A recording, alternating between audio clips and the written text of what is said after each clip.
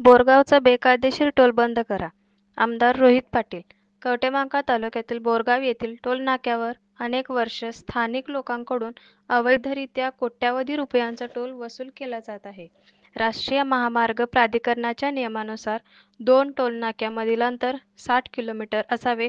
मात्र अनकढाळ टोलनाका ते बोरगाव टोलनाका 52 किलोमीटर अंतर आहे.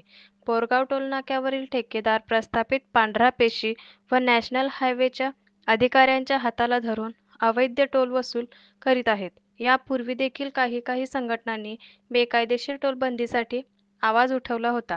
संबंधित अधिकाऱ्यांना निवेदन देखील देण्यात आले होते, परंतु प्रशासनाने निवेदनाला कचऱ्याची टोपली दाखवत सोयीस्कर दुर्लक्ष केले आहे. स्थानिक विषय मी आपल्या लोकांकडून औचित्य अवैधरित्या मुद्द्यातून टोल मांडतोय वसूल केला की जात जो आहे. नियोजन यावर अंतर्गत आज पोलिसांना आमदार घरे रोहितदादा पाटील बांधण्यासाठी यांनी विधानसभेत हा टोल कमी बंद व्हावे व्याजदरात कर्ज याची मिळण्याची मागणी सुविधा केली आहे. आहे. मुद्दा असा आहे की 2 टोल नाक्यांच्या मध्ये साधारण 60 किलोमीटरचं अंतर असावं असं राष्ट्रीय महामार्ग प्राधिकरणाच्या नियमानुसार बंधनकारक आहे. आणि असं असताना सांगोला तालुक्यातील अनकळ या टोल नाक्यापासून कवठेमहांकाळ तालुक्यातील बोरगाव या गावचा टोल नाका साधारण 52 किलोमीटर वरती आहे. त्यामुळे संबंधित अधिकाऱ्यांशी राज्य शासनाने चर्चा करून हा टोल नाका बंद करावा अशी विनंती मी या ठिकाणी करतो.